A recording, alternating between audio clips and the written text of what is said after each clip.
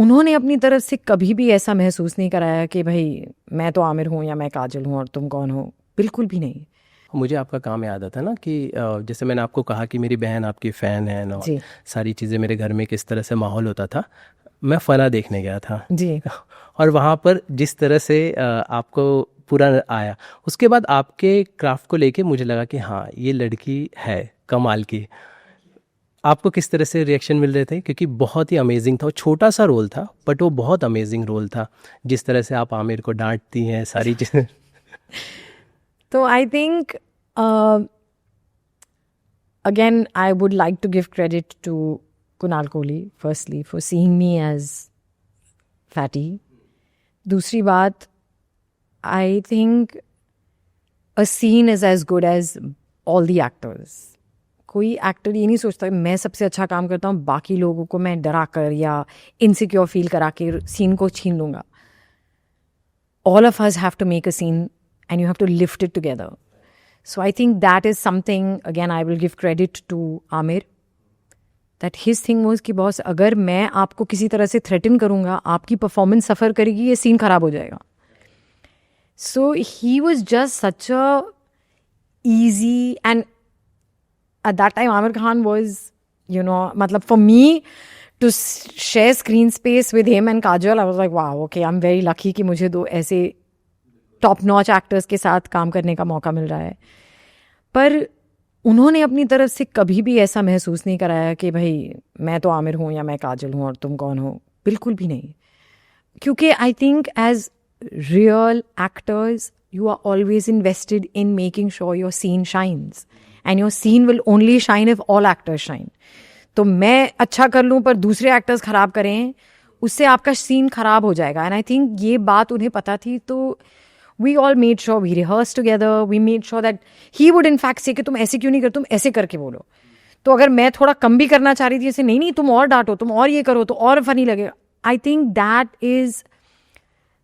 Is the magnanimity of a good artist, कि वो ये सोच रहे हैं कि भाई क्या करने से हम इस सीन को और बढ़ावा दे सकते हैं. सो वॉट अगर इस सीन में ये मुझे डांट रही है. So I feel again, I was just lucky that I got such a fabulous setup.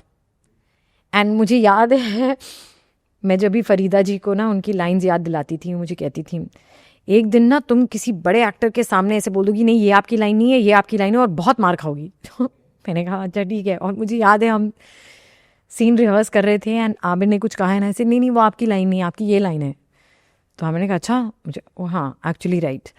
और मुझे उस वक्त फरीदा जी की बात याद आई. मैंने कहा मुझे नहीं बोलना चाहिए था, यहाँ पर ऑल एडीज है वो बोल सकते हैं, मतलब छोटा मुंह बड़ी बात हो रही थी. पर like I said, that Amir was just such a chilled out actor. It was so nice to be on set with them. And again, credit to Kunal Kohli, because I think directors make their sets the way they are.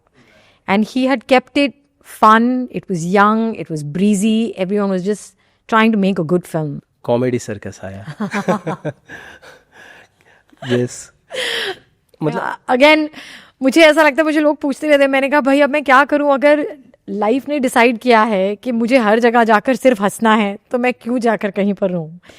And comedy circus, अगर मैं सच बताऊं, for even Archana used to always say कि when you say the term laughing all the way to the bank, that is literally what all of us were doing. We were just laughing all the way to the bank. तो आप वहाँ set पर इसलिए जाते थे कि काम करना, वैसे काम तो नहीं, हंसने जाते थे आप? बिल्कुल. हंसना है, काम तो करना नहीं है. बिल्कुल यही होता था. बिल्कुल. वहाँ पर कोई काम नहीं कर रहा था, सब हंस ही रहे थे. मतलब रिहर्सल से लेकर टेलीकास्ट तक आई डोंट थिंक कभी भी उस सेट पर कोई सीरियस रहा है. हम लोग सिर्फ हंसे हैं, और मतलब ऐसे हंसे कि आंखों से आंसू आए थे, बस करो यार, और नहीं हंसा जा रहा है. लिटरली हम उस तरह का एटमॉस्फेयर है.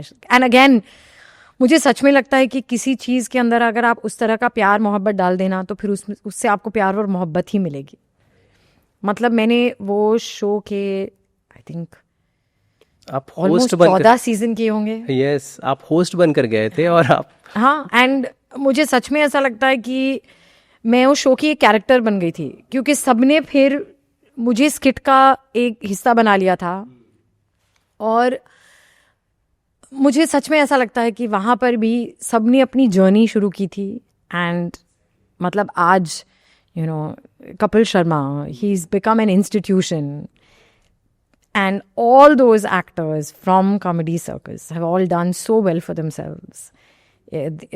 उन सब की इतनी तरक्की हुई है और क्योंकि उन्होंने लोगों की ज़िंदगियों में सिर्फ खुशियाँ और मजाक और हंसी लाए हैं। मुझे लगा उस सब का उनको बहुत अच्छा एक क्या कहते हैं रिवॉर्ड मिला है and I hope that it never goes, because मुझे सच में ऐसा लगता है, मुझे कितने लोग मिलकर कहते हैं कि आपको पता नहीं है कि कितनी डार्क मोमेंट्स में आपके इन शोज़ ने हमारे चेहरे पर मुस्कुराहट लाई है एंड उसके लिए हम बहुत शुक्रगुजार हैं। और मैं खुद अपने आप को बहुत खुशकिस्मत मानती हूँ कि मुझे ये बात सुनने का मौका मिलता है।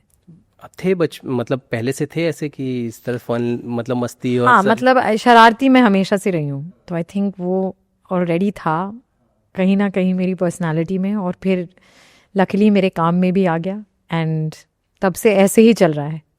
आपके और शकील सिद्दीकी जी के तो जो बॉन्ड था आज तक, और सिर्फ यहाँ पर नहीं, दुनिया भर मैं कहीं पर भी जाऊँ, जहाँ पर भी सोनी टेलीविज़न आया है वहाँ पर लोगों ने मुझे कहा है कि हम आपको कॉमेडी सर्कस से ही जानते हैं एंड आपकी और शकील जी की जो जोड़ी रही है हमको इतनी मजाकिया रही है और आपका कैरेक्टर, आपकी जो ऑन लाइव जो आपकी रिएक्शंस थी हम हमेशा याद रखते हैं एंड आई थिंक अगेन जैसा कि मैंने आपको कहा ये सब किस्मत का खेल है। मैंने तो ये तैयारी पहले से होती थी कि वो ऑन सेट ही ऐसे हो जाते थे? नहीं, हमेशा लाइव रिएक्शंस रहे हैं।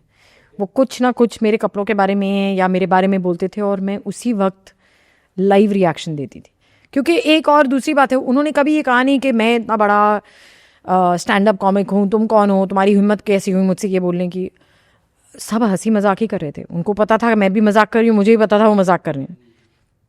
तो आई थिंक उस वजह से, क्योंकि मैं हंसी थी वो हंसते थे, ऑडियंस को भी हंसी आ रही थी। और मुझे बहुत लोगों ने कहा आपको कभी बुरा नहीं लगता? मैंने कहा पर मजाक का क्या बुरा लगना, हो तो मजाक है और अगर कोई कह रहा है उससे वो सच थोड़ी ना हो रहा है। And I like to see things in a lighter vein as a person, so मुझे कभी ऐसा नहीं लगा कि I should be offended by this, कभी नहीं। अच्छा, कि हमने ना रागिनी खन्ना जी के साथ किया था पॉडकास्ट, तो उन्होंने कहा था कि यार मैं कपिल के शो पे गई थी तो मुझे वहाँ पे लगा कि मुझे ना मोस्टली हॉट गर्ल करके प्रेजेंट किया जा रहा था। तो ये सारी चीज़ें क्या एक शो में जैसे जिस तरह से होता है, जब इस तरह की मजाक मस्ती होती है तो ये नरेशन हो जाता है, क्या आर्टिस्ट ऐसा फील करता है या उनके अलग एक्सपीरियंस रहे होंगे? आई थिंक ये अलग अलग लोगों के एक्सपीरियंसेस हैं, मैं किसी और के एक्सपीरियंस के बारे में तो बोल नहीं सकती, पर आई थिंक मतलब कॉमेडी सर्कस में अगर आप देखें तो सबने कितने अजीब बेतुके कैरेक्टर्स प्ले किए हैं and it's just a character, it is in no way speaking of you as a person.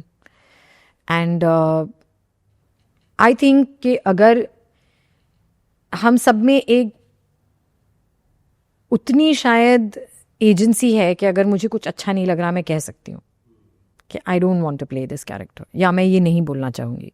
And I think there is always room for that dialogue. Okay, मतलब अगर आपको कभी किसी चीज़ से आपत्ति हो तो वो एडिट हुआ है? मैंने सीधा, हम लोग ने जब भी स्क्रिप्ट्स या स्केट्स या जो भी बात किया, अगर मुझे लगा कभी कि मुझे एक्चुअली याद भी नहीं आ रहा कि ऐसे नहीं बोलते ऐसे बोलते हैं, तो वहाँ पर से कभी ये रेजिस्टेंस ही आया कि नहीं नहीं जैसा लिखा है वैसे ही बोलो, नहीं ठीक है तुम्हें ऐसे बोलना तो वैसे बोल लो। तो आई थिंक वो एक, अगेन मैं अपने एक्सपीरियंस के बारे में बोल रही हूँ, I don't know what other people's experience has been, पर मुझे हमेशा ऐसा लगा है कि अगर आप सही तरीके से किसी चीज़ के ऊपर एक्सप्रेशन या अपनी व्यू पॉइंट देना चाहें, everyone is a reasonable person and they like अच्छा अगर तुम्हें कंफर्टेबल नहीं लग रहा है या तुम्हें लग रहा है कि ये गलत तरीके से लिया जाएगा तो तुम ऐसे बोल लो। तो at least I have had that experience and I am glad that I have had that opportunity.